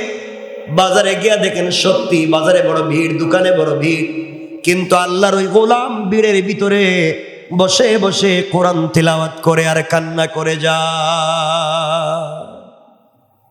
ডাক দিয়া বললেন, বাবা তুমি যে তিলাওয়াত করো এই সওয়াব বাবার কবরে পৌঁছাইয়া দাও, তোমার বাবা বড় ভালো আছেন, আরো বেশি করে পড়ো। আল্লাহর গোলাম ওখান থেকে বের হয়ে চলতে লাগলেন ওই মুরব্বী যার উপরে আযাব হচ্ছে, ওই মুরব্বীর বাড়ির দিকে। গ্রামে গিয়া খবর নিলেন, ওই বাড়ি তার বাড়ির পাশে একটা পুকুর, ওই পুকুরে গিয়ে দেখেন এক যুবতী মেয়ে গোসল করে। জিজ্ঞাসা করলেন, মা অমুক নামে একজন বৃদ্ধ ব্যক্তি কতদিন আগে মারা গিয়েছেন, তুমি কি তারে চিনো নাকি? সে বলছে, চিনি তো, উনি আমার বাবা ছিলেন।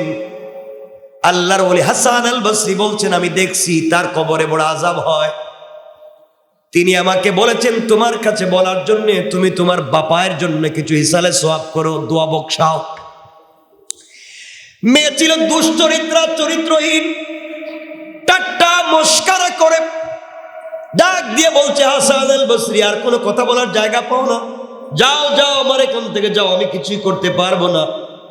এই বলে এক চুল্লু পানি হাতে নিয়া ওই পানি হাসান আল বসরির মুখের উপরে মারছে। চিন্তা করেন কত খারাপ। হাসান আল বসরির মুখের উপরে পানি মারছে, ওই পানিটা জমিনে পড়ে গিয়েছে। হাসান আল বসরি চলে গেলেন, খুব আফসোস করে কাঁদলেন। কয়েকদিন পরে এই কবরস্থান দিয়ে আবার চলতে লাগলেন। যাওয়ার পরে দেখেন আবার তিনি এখানে মুরাকাবা করলেন। মুরাকাবা করে দেখেন আজকে আশ্চর্য, যেই লোকটা এতদিন পর্যন্ত সওয়াব নিত না, কর্নারে দাঁড়াইয়া থাকতো, বলতো আমার ছেলে বাজারে দোকানদারি করে কোরআন তিলাওয়াত করে সওয়াব পৌঁছায়, ওই মুরব্বিরে দেখা যায় সবার আগে লাইনে দাঁড়ায় আছে। তিনি ডাক দিয়া বলছেন, বাবা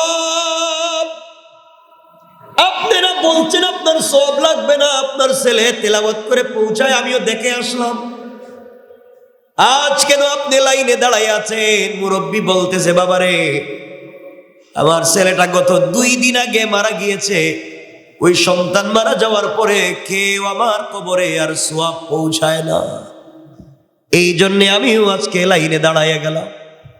ও ভাই, আপনি আপনার মেয়েকে, আপনি আপনার ছেলেকে আলিম বানান, হাফেজ বানান, কোরআন তিলাওয়াতকারী বানান, কবরে গেলেও শান্তি পাইবেন।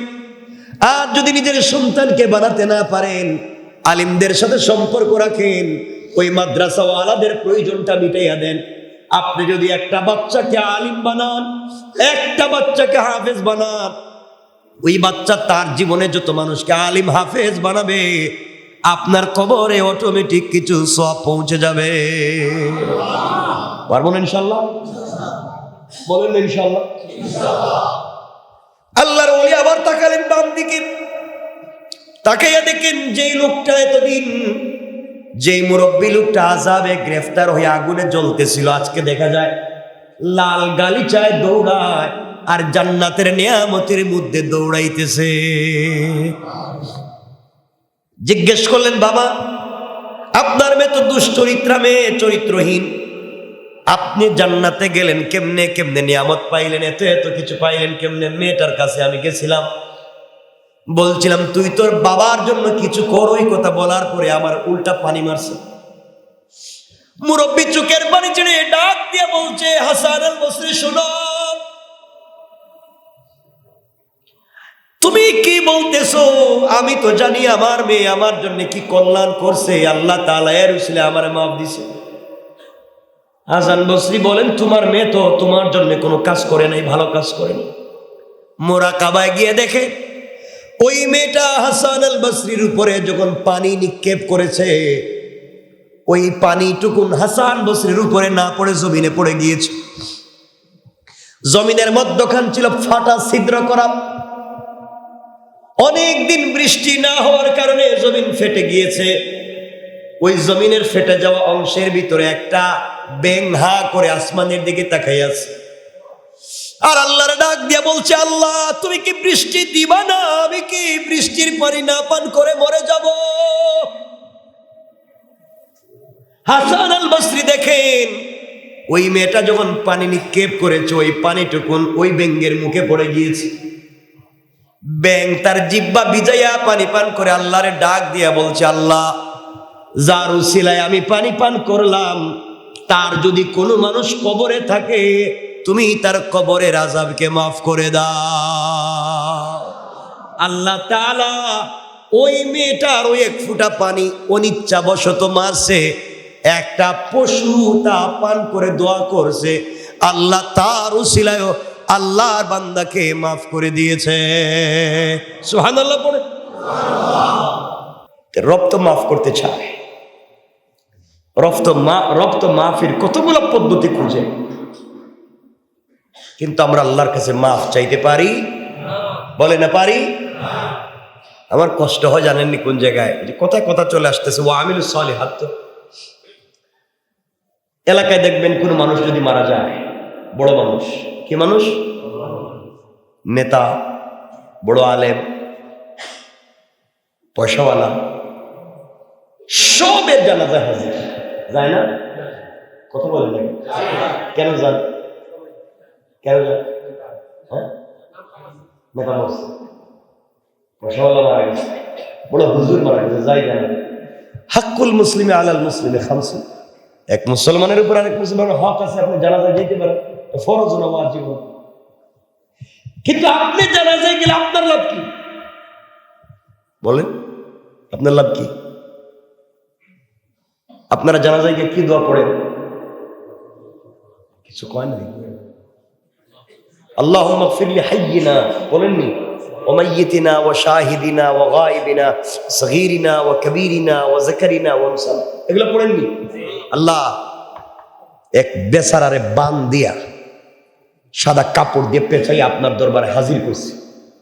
আল্লাহ, আমরা এতগুলা মানুষ দোয়া করতেছি নামাজ পড়ে, আল্লাহ তুমি এর মাফ করে দাও, এর ছোট বড় গুনারে মাফ করো, এর উপরে খুশি হও, এর আযাব দূর করো।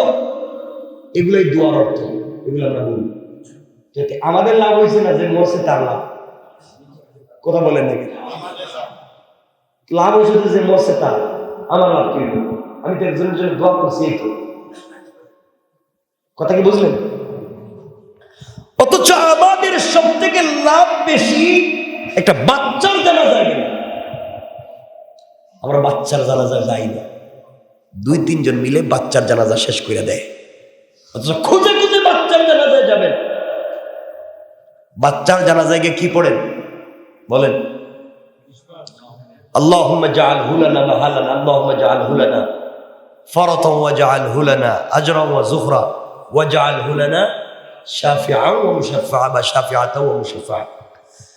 বাচ্চার জানাজায় গিয়ে পড়ে, আল্লাহ এক মাসুম বেগুনা ফেরেশতা নিয়ে তোমার দরবারে হাজির হইছে, এর উসিলায় তুমি আমাদের মাফ করো। সুবহানাল্লাহ বলেন না? ওই বাচ্চার উসিলায় আমাদেরকে মাফ করো। শাফিআন ওয়া মুশাফফা, আল্লাহ কিয়ামতের দিন তারে আমাদের জন্য শাফাআতকারী বানাইও, তার সুপারিশে তুমি কবুল কইরা আমাদের মাফ করে দিও। সুবহানাল্লাহ বলেন। তাহলে বাচ্চার জানাজায় গেলে লাভ কার? কথা বলেন। ওখানে যায় নাকি? জানে না যে আসলে কোন জায়গায় যাইতে হইব। দোয়া ঠিকই পড়ে, কিন্তু জানেন এটার অর্থ কি? জানলে তো পাগল হইত। শাফিআন ওয়া মুশাফফা, আল্লাহ তার শাফাআতকারী বানাও, তার শাফাআতকে কবুল করো। তাহলে আমাদের উচিত কার জানাজায় যাওয়া? যাবো তো ইনশাআল্লাহ।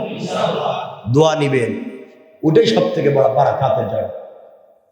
আল্লাহ কবুল করুক। আরেকটু আরেকটু আজকের থেকে আমরা নামাজ ছাড়বো না। কয়দিন? নামাজ ছাড়বো না, সময় মতো পড়বো ইনশাল্লাহ। আস্তে আস্তে ওযু করব, আস্তে আস্তে নামাজে খুশু খুশু আদায় করব, আস্তে আস্তে সাজদায় গিয়ে রবের সঙ্গে কথা বলবো। আল্লাহ বলেছেন, বান্দা তুমি নামাজে আসো, আর কিছু লাগবে না, তুমি আসো, তুমি শুধু আসো। আমি রব কথা দিলাম, তোমার জিন্দেগির সকল চাহিদা আমি পুরা করে দেওয়ার ওয়াদা দিলাম। আমরা পারবো না ইনশাল্লাহ? এই জন্য কথাগুলো দিল দিয়া শুনে নেবার কি বলতে চাই। আল্লাহ রাব্বুল ইজ্জতুল জালাল বলছেন, বান্দারে এই দুনিয়ার জমিনে তুমিও বেশি দিন থাকবা না, আমিও এই দুনিয়ার জমিনে তুমি বেশি দিন থাকবা না, আজ না হয়ে কাল চলে আসতে হবে। বান্দা দুনিয়ার জমিনে শুধু শুধু সম্পদ রাইখা আইসো না, ওগুলাকে আমার রাস্তায় কাজে লাগাই আসো, সন্তানগুলাকে আমার রাস্তায় কাজে লাগাই আসো। বান্দারে তুমি কবরে যাওয়ার আগে আগে, কবরে আসার আগে আগে ভালো করে কবরের সামান নিয়ে কবর পর্যন্ত আইসো। ওখানে তোমার কারো পরিচয় চলবে না, ওই জায়গায় কেউ কারো পরিচয় দিবে না। কিয়ামতের দিনে মুসিবতের সময় আমার আমলনামা যদি আমার ডান হাতে না আসে, এই পৃথিবীতে বেঁচে থেকে কোনো লাভ নাই, এই পৃথিবীতে কল্যাণের কাজ করে লাভ নাই।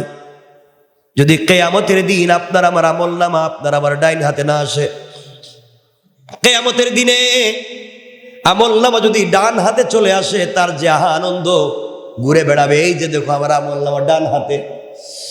আর যার বাম হাতে আমলনামা চলে আসবে, তার কষ্টের আর শেষ থাকবে না। এই জন্য কিয়ামতের দিনে মুসিবতের সময়ে কান্নাকাটি করার চাইতে জীবিত থাকতে কাঁদতে হবে। আপনি আমি এখনো জীবিত আছি, আপনি আমি আব্দুল কাদের জিলানী, মুঈনুদ্দিন চিশতি, শাহজালাল, শাহপরানের চাইতে আমি আর আপনি এখন এই মুহূর্তে দামি। কথা বলে না কেন? শাহজালালের চাইতে, শাহপরানের চাইতে, মঈনুদ্দিন চিশতির চাইতে, আব্দুল কাদের জিলানীর চাইতে তুমি আমি এখন দামি। কারণ আব্দুল কাদের জিলানী চাইলে এই মুহূর্তে তিলাওয়াত করতে পারবেন না, চাইলে ইস্তেগফার করে দোয়া করতে পারবেন না। তুমি আমি এখনো জীবিত, চাইলে এখনো তওবা ইস্তেগফার করতে পারি। এই জন্য বাবা, আল্লাহর ওয়াস্তে কিয়ামতের দিন গিয়ে হাজার হাজার হাজার হাজার নেক আমল নিয়ে গিয়ে লাভ হবে না যদি দুনিয়ার জমিনে আমরা বিপদগ্রস্ত হয়ে যাই। এই জন্য একটা সেজদার কত দাম, একটা সেজদার কত দাম, আসমান জমিনে যা আছে সব বিক্রি করে দিলেও মুমিনের একটা সেজদার দাম হবে না। এই কথা বলে আমরা আলোচনা শেষ করব, বলতে বলতেই লম্বা করে দিয়েছি। এবার মনোযোগ দিয়ে শুনেন কি বলতে চাই। আল্লাহ তাআলা জিবরিল আমিনকে যখন সৃষ্টি করলেন, জিবরাইল বলছেন আল্লাহ আপনার সঙ্গে আমি কিছু পার্সোনালি স্পেশালি কথা বলতে চাই। আল্লাহ বলছেন জিবরাইল বলো না। জিবরাইল বলছেন আল্লাহ আপনার কাছে আমি জানতে চাই, দুষ্ট করা যাবে? আল্লাহ আমি চাই না তুমি কোনোদিন আমার উপর অসন্তুষ্ট হয়ে যাও, আমি চাই পুরা জিন্দেগি তুমি আমার উপরে সন্তুষ্ট থাকো। কি করতে হবে? আল্লাহ বলেন জিবরাইল কি করতে চাও? তুমি যদি আমাকে সন্তুষ্ট করতে চাও তাইলে আরশ, কুরসি, লৌহ কলম, জান্নাত, জাহান্নাম যা সৃষ্টি করেছি, যা সৃষ্টি করি নাই, সব যদি তুমি আমার কদমে রেখে দাও আমাকে খুশি করতে পারবে না। আল্লাহ আমি তো খুশি করতে চাই, তাহলে কি করা লাগবে? আল্লাহ বললেন জিবরাইল পুরো পৃথিবী দিলে খুশি হব না, জান্নাত দিলে খুশি হব না, কিন্তু কেউ যদি আমার কদমে সিজদায় পড়ে ডাক দিয়া পড়ে সুবহানা রাব্বিয়াল আলা, আমি আল্লাহ বান্দার উপরে খুশি হয়ে যাই, জিবরাইল খুশি হয়ে যায়। এই কথা শুনে জিবরিল আমিন মুস্কি হাসলেন। আল্লাহ তাহলে আর কোনোদিন আপনি আমার উপরে অসন্তুষ্ট হতেই পারবেন না, কারণ এমন কাজ আমি করব পৃথিবীতে এই কাজ আর কেউ ভবিষ্যতে করতে পারবে না। এই বলে জিবরিল আমিন সিজদায় পড়ে গেলেন। কেউ বলছেন জিবরাইল সিজদা করলেন একাধারে 30,000 বছর সিজদা করলেন, আর কেউ বলছেন 70,000 বছর জিবরিল আমিন একাধারে আল্লাহর কদমে সিজদা করলেন। মাথা উঠায় না, বলছে আল্লাহ তুমি সন্তুষ্ট না হলে আমি কিন্তু মাথা উঠাবো না। এতদিন পরে আল্লাহ বলছেন মাথা উঠাও। জিবরিল আমিন মাথা উঠালেন। আল্লাহ এত লম্বা সিজদা করছি, আমার মনে হয় কিয়ামত পর্যন্ত এত লম্বা সিজদা দেওয়ার মতো কেউ হায়াত পাবে না। তুমি বলো না আমি তোমাকে সন্তুষ্ট করতে পারলাম কিনা, তুমি খুশি হইলে কিনা? আল্লাহ বলছেন জিবরাইল এই প্রশ্নের জবাব জানবার আগে আমার আরশে আজিমের দিকে একবার তাকাও। জিবরিল আমিন বলছেন আল্লাহ আপনার কাছে জবাব চাইলাম, সিজদা দিলাম, খুশি হইলেন কিনা জানতে চাই, আর তুমি বলো আরশে আজিমের দিকে তাকাবো, ওখানে কি? আরশে আজিমের দিকে তাকাইয়া দেখো ওখানে লেখা লা ইলাহা ইল্লাল্লাহু মুহাম্মাদুর রাসূলুল্লাহ। আল্লাহ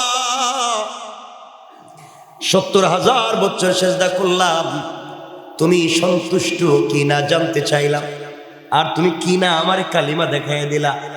এই কালিমা দিয়ে আমি কি করব? এই কালিমার সঙ্গে আমার সম্পর্ক কি? আল্লাহ বলেন শোনো জিবরাইল, শোনো, এবার শোনো, তুমি যদি জবাব জানতে চাও এবারে শোনো জিবরাইল, এই কালিমা এই জন্য তোমার দেখাইয়া দিলাম, তুমি 70,000 বছর সিজদায় পড়ে বলতে চাইছো আমি খুশি হইলাম কিনা। জিবরাইল, জিবরাইল রে এই কালিমা আখিরি জামানার পয়গম্বরকে আমি হাদিয়া করব। আখিরি জামানার পয়গম্বর আমার কলিজার টুকরা বন্ধু হাবিবুল্লাহর উম্মতেরা দুনিয়ার জমিনে যাওয়ার পরে প্রতিদিন 17 রাকাত নামাজ ফরজ পড়বে। কত রাকাত? সবাই বলেন না। ফজরের নামাজ 2 রাকাত, জোহরের নামাজ 4 রাকাত। কত হইল? কত হইল? আসরের 4 কত হইল? মাগরিবের 3 কত হলো? ইশার 4 কত হলো? আল্লাহ বলেন আখিরি জামানার উম্মতেরা আমার গোলামেরা প্রতিদিন কমপক্ষে 17 রাকাত সালাত ফরজ পড়বে। 17 রাকাত সালাত ফরজ পড়বে প্রতিদিন, 5 ওয়াক্ত নামাজ ফরজ পড়বে, 5 ওয়াক্তে 17 রাকাত সালাত ফরজ পড়বে। প্রত্যেকটা রাকাতে কমপক্ষে 2টা করে সেজদা দিবে, প্রত্যেকটা সেজদায় কমপক্ষে 3 বার করে পড়বে সুবহানা রাব্বিয়াল আলা। জিবরাইল শুনে রাখো, 70,000 বছর সেজদা দিয়া খুশি হইছি কিনা জানতে চাও?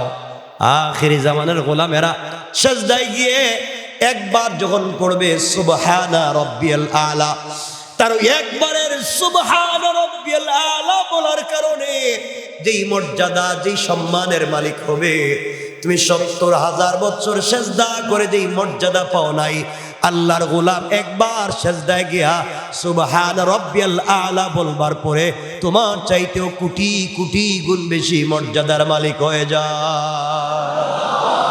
আল্লাহু আকবার। চিন্তা করেন একটা সেজদার কত দাম।